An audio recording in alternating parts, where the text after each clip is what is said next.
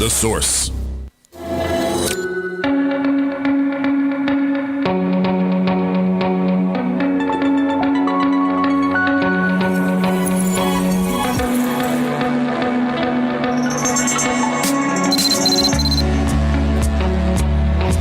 right, 5 minutes after 11 o'clock. Thank you for tuning in this Wednesday.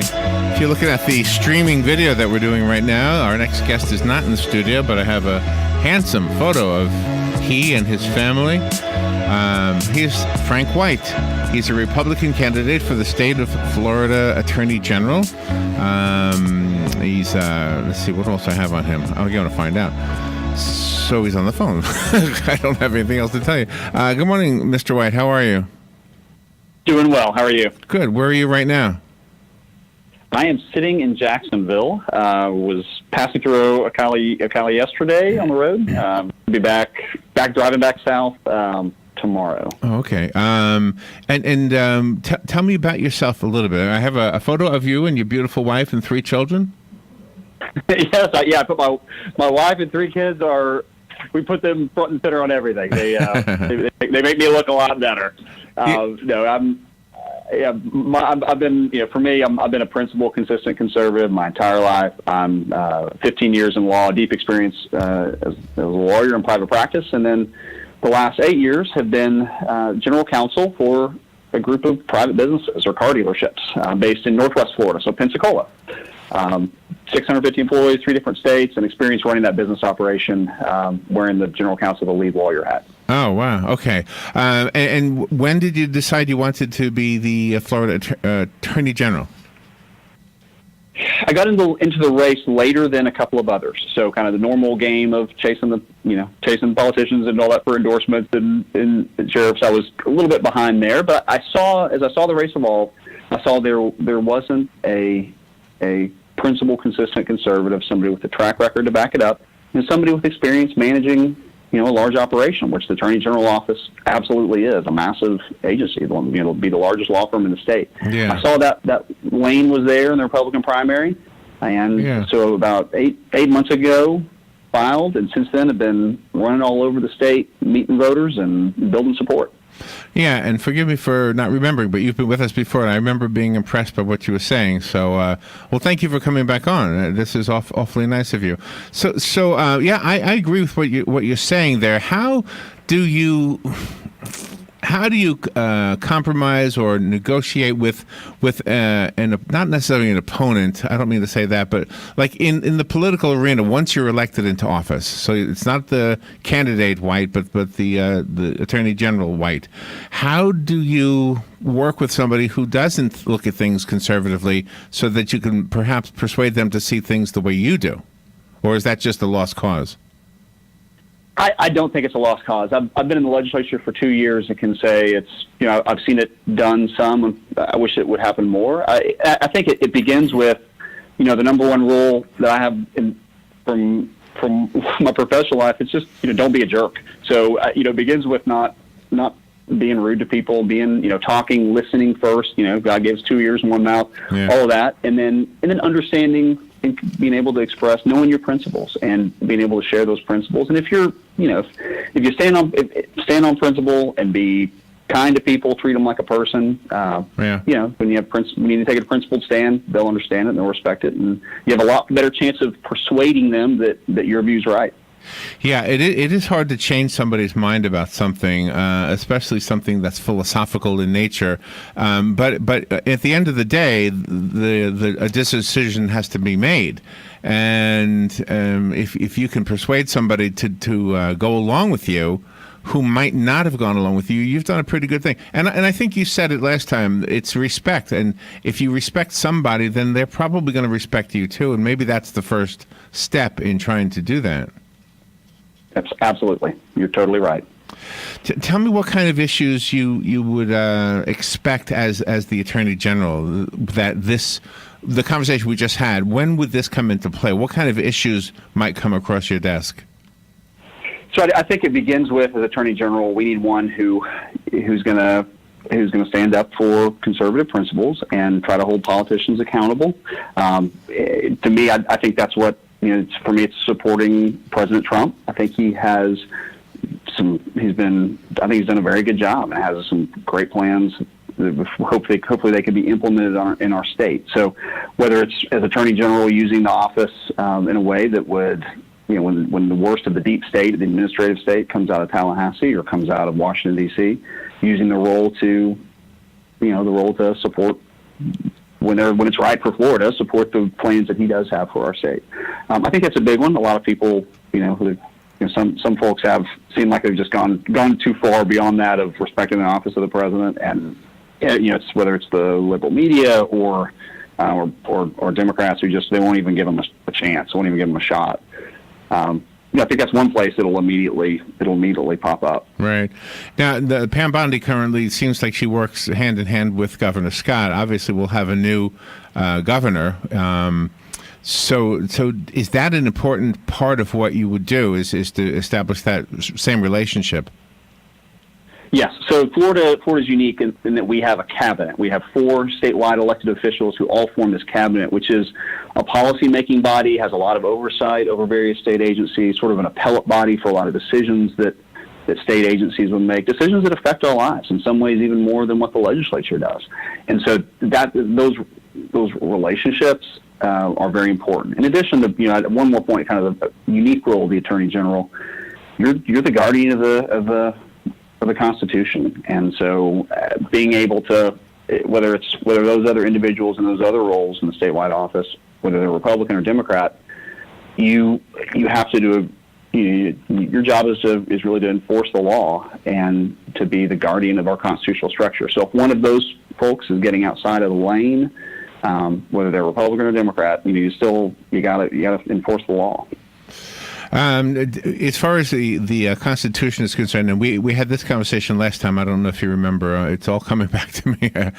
When we as Americans, we embrace the Constitution. And hopefully, I say that knowing full well that that's not true across the board. But I've often said, and I may have even said it to you, that if you're going to be a doctor, you need to pass a test. Lawyer, you need to pass a test, as you have. But an elected official doesn't necessarily need to know anything about the Constitution. So that's why it's refreshing to hear how important it is to you. Yeah, as an elected official, you take an oath, and that matters. That stands for something. You call it antiquated, but to me it matters. And there's a duty, there's an obligation to fulfill your role, and adherence to the Constitution to me is first and foremost. And as a philosophical, as a conservative, who's is my philosophy, but it's also from my experience in the real world of what that means. There's a view of the Constitution as the foundational document is fixed, and if we want to change it, there's a process to change it. But as those on the left have a different view of the Constitution, liberal judges, other sort of kind of call it the elites, the concept, the terrible concept of a living, breathing document of the Constitution is wrong-headed. The Constitution is foundational, and if it ever needed to be changed, it can be changed. There's a process, but don't try to change it from, a judge shouldn't try to change it with the stroke of a pen, subverting the legislative process. Or an executive order. One of the things that we fought against in Florida, Governor Scott did, was the mandated Obamacare, the health plan. It seems like we had to relinquish whatever position we had in order, I guess, to hold everything together. But do you feel that same way? Do you feel like the state can do something differently than the federal government when it comes to health care? Is that government overreach, by the way? Absolutely, it is. Yeah, Obamacare is Exhibit A of the federal government getting into an area where historically it hasn't been, and to a great disaster. I think many of the problems in our healthcare system are due to Obamacare and its expansive overreach into what is a large portion of our economy and growing even faster. It is an example of the federal government taking over what the state of Florida and other states should be able to in our federalist structure, right? It's not the divinely inspired document that our founders 230 years ago crafted, left those issues to the states and to find solutions that fit Florida to fit Florida. And so that's part of the Attorney General's role, is making sure that that structure is preserved. And fighting Obamacare, using the Attorney General's office to do it, is that's on the list. It's on the list. And I applaud General Bondi for her leadership in trying to restore that structure. Yeah, it's a pleasant conversation that I'm having with you. But if we weren't agreeing with things, it would be obviously more animated. Things like the Second Amendment, I have a hard time trying to hear the arguments against the Second Amendment, and you and I see eye to eye on the Second Amendment, obviously. But how do you deal with that? How do you deal with when there's an uprising right now in trying to make some changes to the gun laws? Do you want to talk about that a little bit? Yeah, so it's, to me, the Second Amendment is just like, it's foundational. I mean, it's the amendment that secures all the other rights. And whenever I do encounter somebody who is just very, very emotional about it, I begin with explaining it is in our Constitution, and here's why our founding fathers put it there, what the tradition and history that was behind it, what the original intent was behind it, and how that translates into today. And so there's a process to change it if you don't like it. And then I go to, let's talk about the real problem of, no one wants people who are truly mentally ill to have access to firearms. How do we fix that? Yeah. And getting to practical solutions that work, where we can find common ground, and getting rid of all the some of the hysterics and labels. Trying to get past that. Maybe I hope it's not naive to think that we can persuade and get there. The solution is not to punish law-abiding gun owners who are exercising their Second Amendment rights. Unfortunately, that's what modern gun control looks to, and it's just the creep toward confiscation. Yeah. The Florida Association of School Resource Officers yesterday named one of our own deputies here in Marion County as the School Resource Officer of the Year. He was the one, I don't know if you heard this story, when we had a near tragic situation.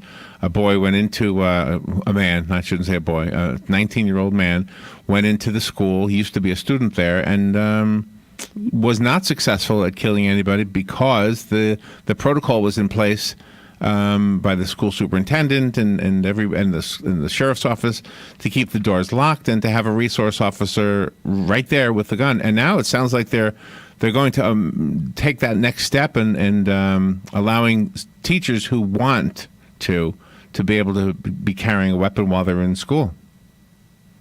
Yeah, that's fantastic. I'd heard about that success, and I'll go back and read the story again. It's everybody wants their schools to be safe, and I think there is a commission right now that is looking at different solutions, looking at what actually happened, looking at where government failed to keep our kids safe. The hot topic buttons like abortion, for example, are on your list of talking points, and if you want to, I don't want to miss those points because I know you feel strongly about them. I think this listening audience is on the same page as you and I with that one. So I wonder if we could instead talk about something that I know this listening audience is really adamant about, and that is the taxation, especially for small businesses. Can you talk about that a little bit? What kind of things do you think you could work with if you were elected? Right. Yeah, absolutely. So, it begins with, the tenet of conservatism is fiscal responsibility and understanding that every dollar that comes from a taxpayer was hard earned and taken by the government. And so treating that dollar as if it were my own. Every dollar that's where we began. From my experience in the private sector, we have 600 employees in our organization. We'd love to have 700. But you know what? We can't afford it. It doesn't make sense on the P&L. It doesn't. Yeah. And so that's just being that sort of same discipline is something that needs to be applied in every government agency, and it will be as when I'm Attorney General.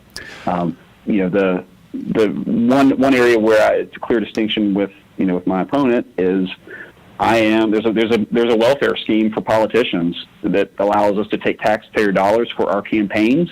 And voters don't. I don't think many voters know about it. But when I do tell them about it, they absolutely, are you serious? I mean, it's been $32 million that have gone to incumbents, established politicians to help run their campaigns. I rejected it. I'm not taking it. My opponent hasn't answered the question yet on whether she's going to take it or not.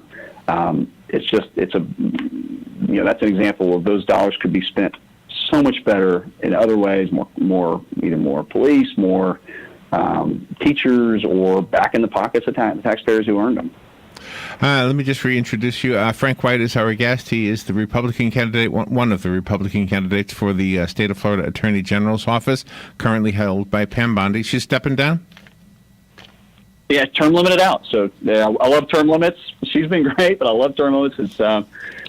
She's moving on. Yes, sir. I wasn't sure about that. Okay. Tell me a little bit about what you would, the challenges that you might face regarding some of the other hot button topics, like the sanctuary cities. I think Gainesville is a sanctuary city, not too far from here. It seems so weird that you could have a law, but then the local elected officials can say, you know what, that law doesn't apply here. Come on in. That doesn't even seem constitutional. I agree with you 100%. The last two, I've been in the legislature for just 2 years, and each session I've co-sponsored a bill and fought for a bill that would have banned sanctuary cities in Florida. It doesn't make sense, and that anyone in government could ignore the law. And there are so many ways that local law enforcement and others cooperate with federal agencies on laws all the time. When you start picking and choosing laws, that's as lawyers, we talk about the rule of law, and that's that great tradition that thankfully we follow, that says we're all subject to the law. And whether, no matter who you are, what walk of life, where you're from, whether you're, in the highest position, or, the guy down on his luck out on the street, the law applies to all of us equally. And it's foundational. It's something we got to fight for and defend. And as Attorney General, I'm going to fight for it. Sanctuary cities, keeping them out of Florida being, top of the list.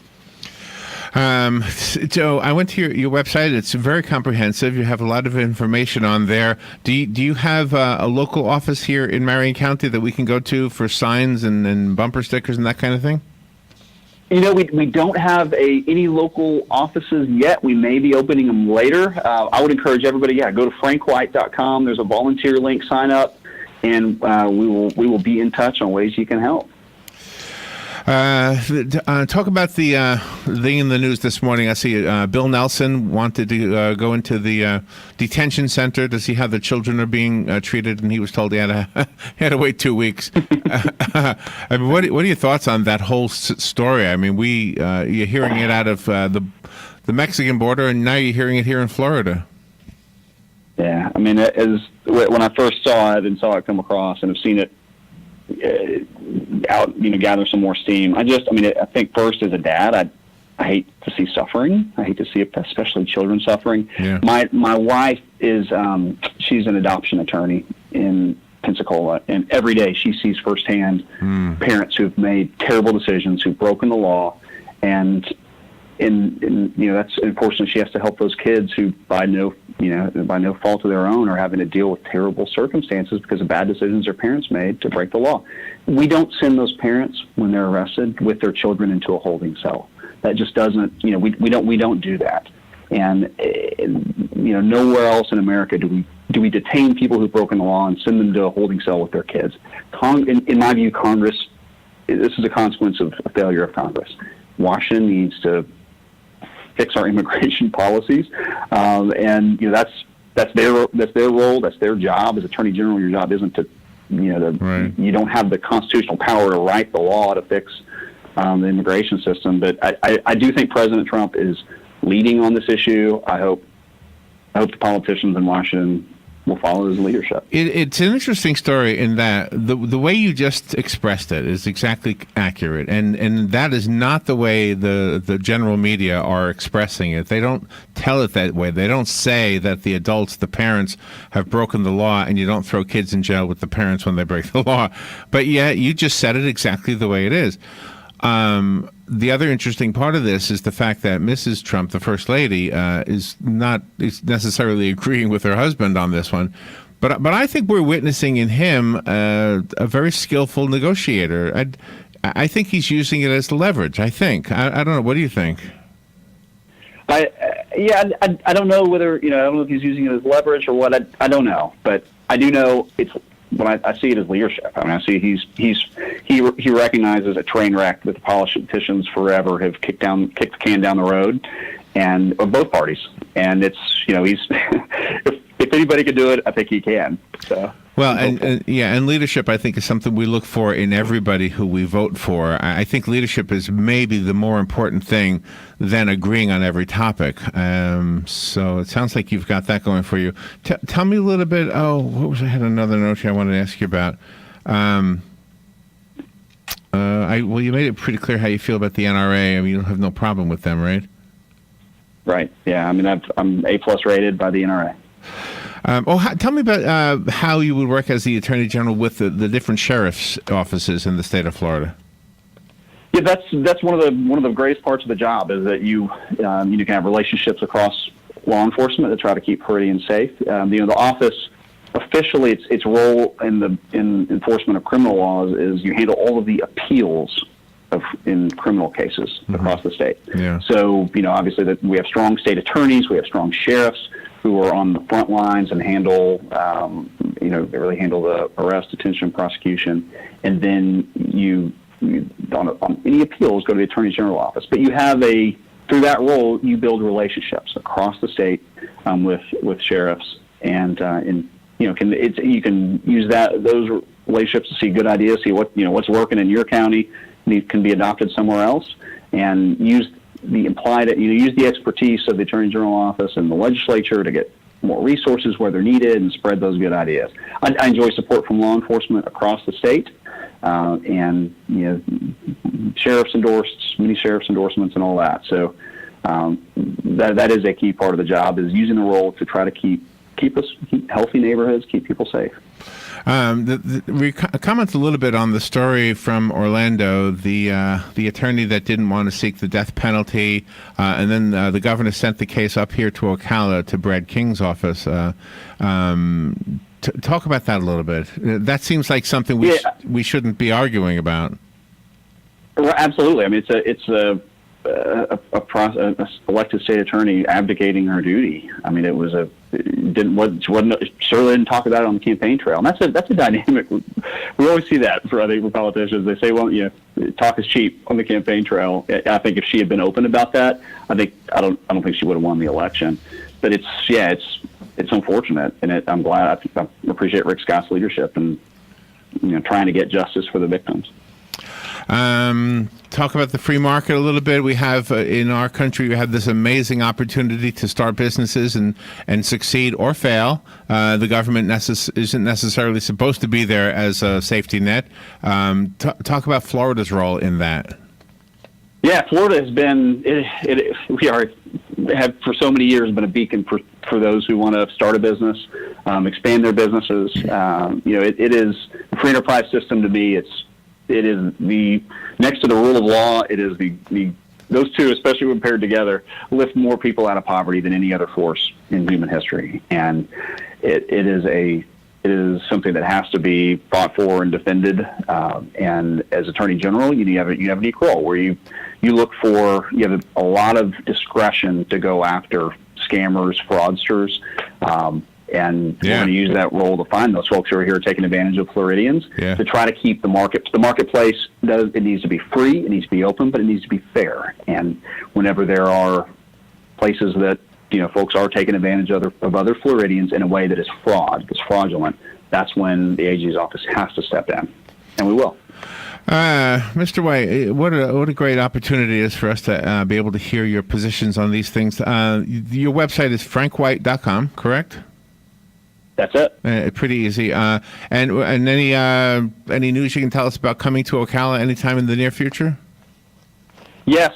So I have to check my calendar to find out when, but no doubt we will be there soon for we go to all the big Republican club meetings, Trump club meetings, all that stuff. So we'll find one. I don't have anything that I know of booked on the calendar yet, but but I need to. We will. We'll find All time. right. Frank White, it's an honor to be able to call you a friend, and hopefully Yes. once you get elected, you'll invite us to your office. I need to take somebody up on that offer one time. I keep getting invited and I never go. So I'm gonna next time, the next round, maybe I'll show up there. Frank White. Sounds great. Thank you again. FrankWhite.com is the website. Thank you, sir. You got it. Thank you. Bye-bye. You're welcome. We'll be right back.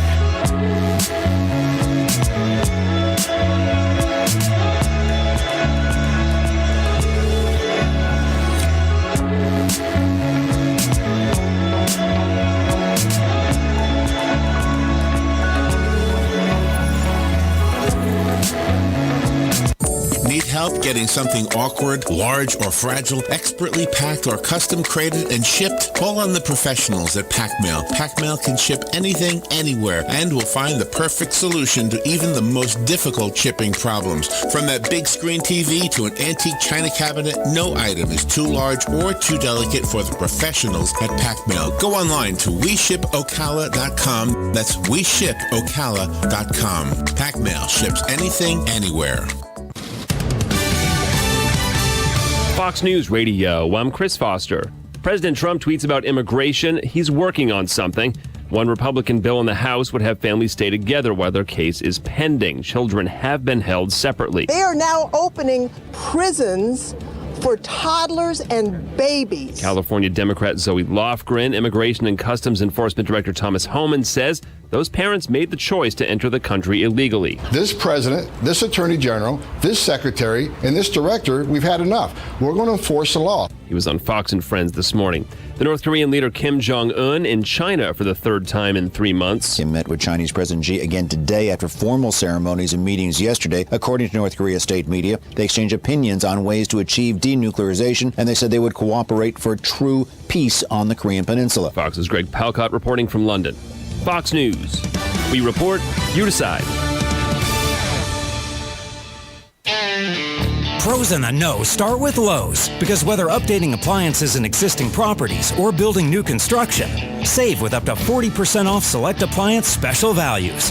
Or save $247 on a 4-piece suite of GE kitchen appliances chosen just for pros.